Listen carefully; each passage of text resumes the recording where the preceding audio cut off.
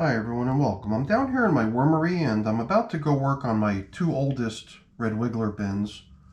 Yesterday I spent some time working on my oldest European nightcrawler system, and I left some of the bins that I had been working with on the bench, and it looks like I had a few escapees, and if they only knew what their fate would be before venturing out of their nice, safe, damp bin, then I'm sure the worms would never leave, but looks like I've had a few casualties. But I was about to go get those two oldest bins of mine, bring them out on the bench and see how they're doing. So let's get to work on that now. So now the bin that we're beginning with here is the one that I'm a little bit more concerned about. It's the younger of the two, and I gotta say, without even going in here yet, the one thing I'm noticing is a little bit less of that startling odor of dead, decomposing worms. So I don't want to jinx myself by predicting a major positive turnaround. I'm still starting into here with a certain amount of caution. But I guess I was most worried about this bin because there did seem to be the signs of a die-off. A lot of unhealthy environment, so it seemed like the most sensible thing to do was what most people had recommended over and over, which was to provide this bin with a good, hearty injection of more carbon-based materials.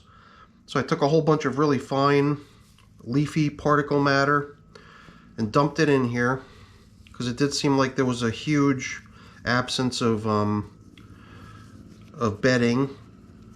So besides mixing in a whole bunch of small, tiny leaf particles, which was, also meant to try to help dry the material down a bit, I had been trying to lure the worms out of the material for fear of them, being in hazard by being in this material.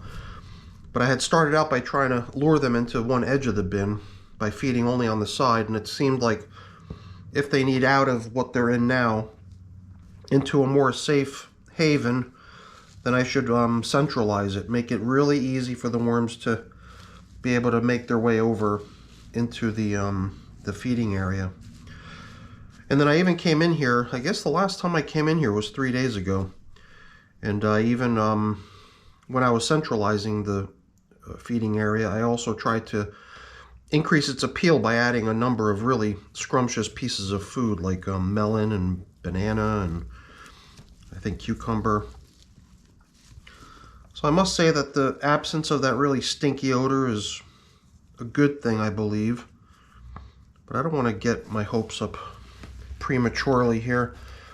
Maybe if we go down, we're going to find more of the problematic stuff, so I don't want to count my chickens before they hatch. But number one, I'd like to think that the worms are making their way out of this material that I consider to be somewhat suspect.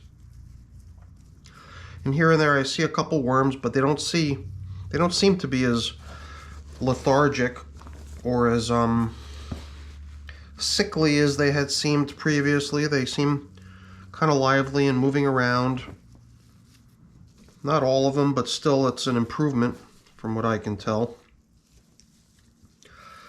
As long as I'm tilling up over here, I'm wondering if I should maybe grab my supply of tiny particle leaves, and maybe while we're at it, stirring in a bit more to further help with the drying, to further try to alleviate the uncomfortable material. I don't know, it's hard to tell, but I'm not sensing that stinky, rotting flesh odor, which is great. That was what had really made me worry the most. And of the two bins that we're going to check, this was the only one where I was really sensing that. So I'd like to think that we're on the road to recovery here. I've got a whole bunch of this really fine leafy material that I screened, so it's very small particle size. I wanted it to blend in really easily. So I ran it through my sifter, through my screen. So I think since it's totally dry, it should help with the drying off of the material. At least that's what I'm hoping for. I'm also hoping that it'll kind of create little avenues and little pockets where the worms can more easily get through the stuff, as opposed to the stuff just being sort of clumped together. Over here on the edges, I'm not sure how I'm going to be able to stir things around without disrupting the feeding area too much.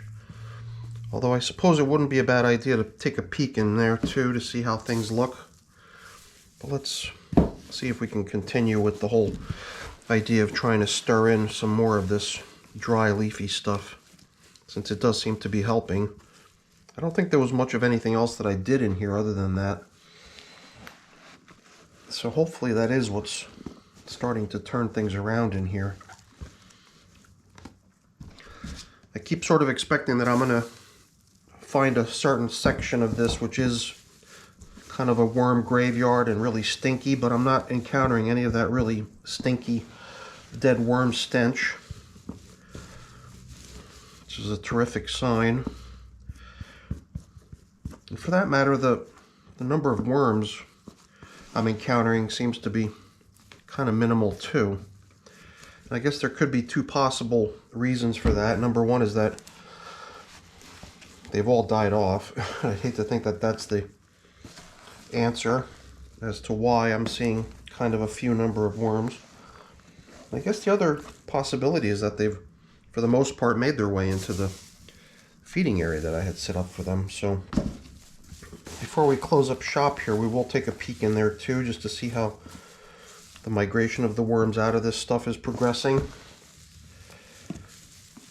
It's only been 5 days since I started into this whole migration. And a lot of times it takes much longer than that to get the worms to exit the material and make their way into a feeding zone.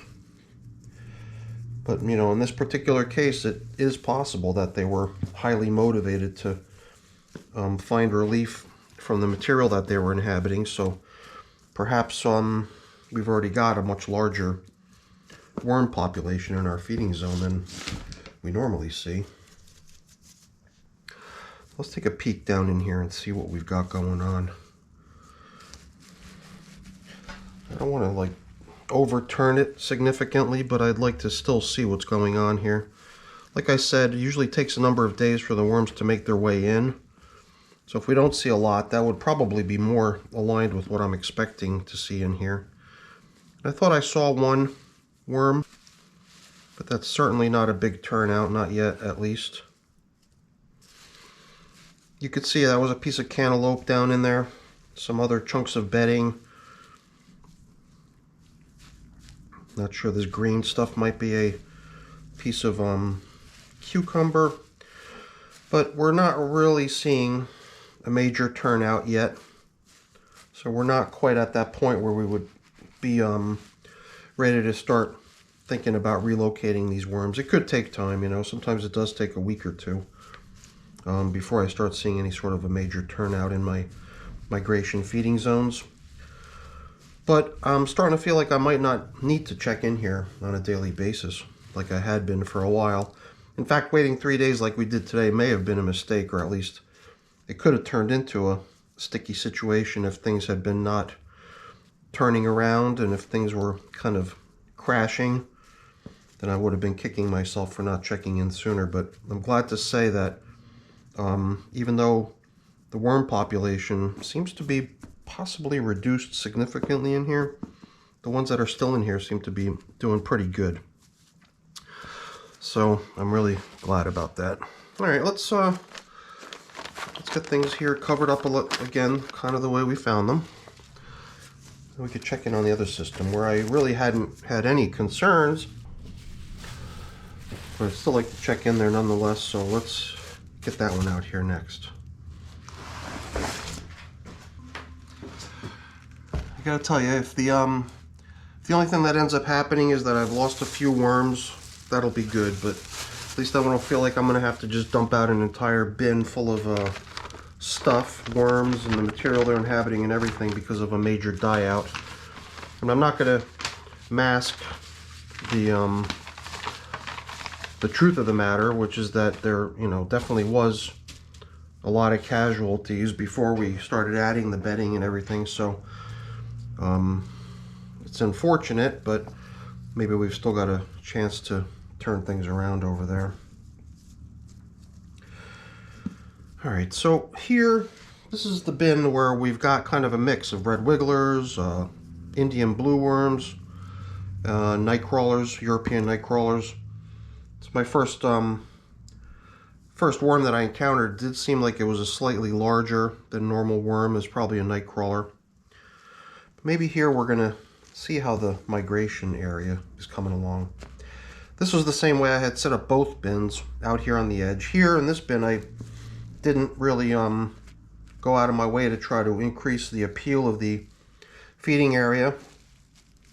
So it's still the original food that was placed in here when I originally built this migration zone. And I wonder if we've got maybe a better turnout going on here.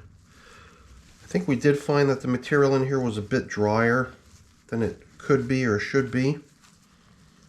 But luckily that's not the case here. We were dousing it with my spray bottle, injecting some moisture to try to make it a little bit more comfortable so that the worms will eventually start making their way over here.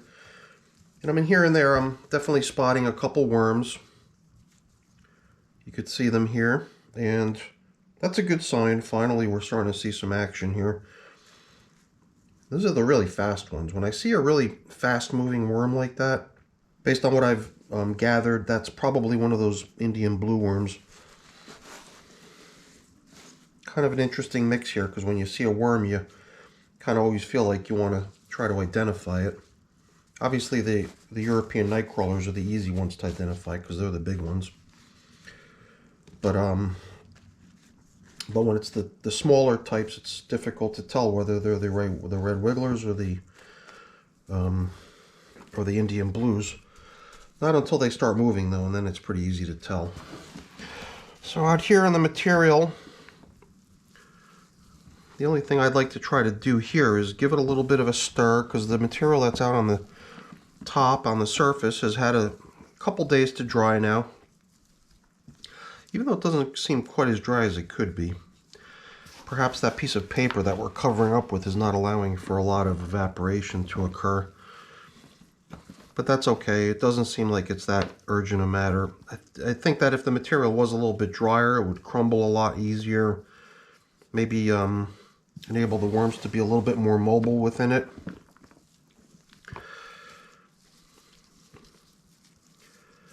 But like, when you start looking around out here, it does seem like there's not a lot of worms hanging out in it. Maybe they are starting to sense the fact that the material is not as good to be in. I'm kind of wondering if maybe the place where I need to look is right here on the perimeter, Perhaps they're not sensing that the material over in the feeding area has, kind of been taken over adequately enough with the microbes and bacteria and everything. It might be still kind of too sterile for them. But since the plastic has been covering that area to try to maintain moisture there, but since the plastic does spill over a little bit over into the contents of the bin, maybe it is right here on the edge where there's a nice high degree of moisture that we should expect to find the majority of the worms in our bin.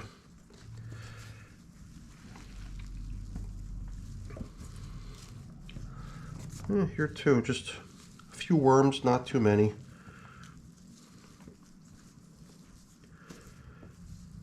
In time, I'm sure they're going to make it over into the feeding area, and then we'll be able to collect them up. This is the worm population that I had imagined going into my Vermibag Mini that I depopulated yesterday. So my Vermibag Mini is a continuous flow-through system. Since we've got a variety of worms in this population that inhabits this here bin, it did seem like it might be a good population to put into that system. But it doesn't seem like all that many worms, so it could take time for that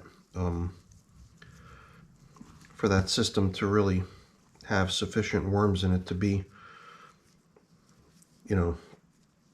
efficient, because it is a pretty good sized system. You do want a good number of worms in there to do the job that they're supposed to do. So I guess the nice thing is that I could always augment the population with worms from any of my other systems, since this is sort of a melting pot kind of bin where there's all kinds of different types of worms. So if I ever felt like I wanted to try to up the population to try to increase the efficiency, I could, you know, take volunteers from any of my systems to do so. So I'm really glad to see that things in these two systems are more or less stabilized. Obviously the stuff is still way too damp, and I think, you know, going forward, before I try to drive towards migration and harvesting of the material in any of my other bins, I think the first step is going to be to let things dry, or maybe even better, you know, try to avoid letting things get this sticky and gooey in any of my systems, so that I don't have to try to correct the matter later. So whatever, it's all kind of a learning process. Not going to learn unless you make mistakes usually, and I just worry that when I do make mistakes, I'm doing it at the expense of my worms. And usually the worms are pretty resilient and tough, but I don't want to harm them unnecessarily. This is one thing I'm noticing in here too, is a number of little pesky flying insects hanging out here and there. I thought I saw more though last time, so maybe their numbers are diminishing. Either way though, I do feel like I should probably take some sort of measures to try to reduce their numbers if I could. But right now I'm not really in that mode yet. One of these days I'm gonna have to figure something out for that. So I got a little bit of cleaning up to do here, but not much. But that's pretty much it for today's video. Before I go to take care of getting things cleaned up and put away, let me just really quickly say thank you. Thank you so much for watching. Hopefully you enjoyed the video. If you did, please remember to leave me a thumbs up. That's always really appreciated. If you haven't done so already, please also consider subscribing to the channel too. That's really appreciated as well. All right, everyone, have a great day. Thanks for watching.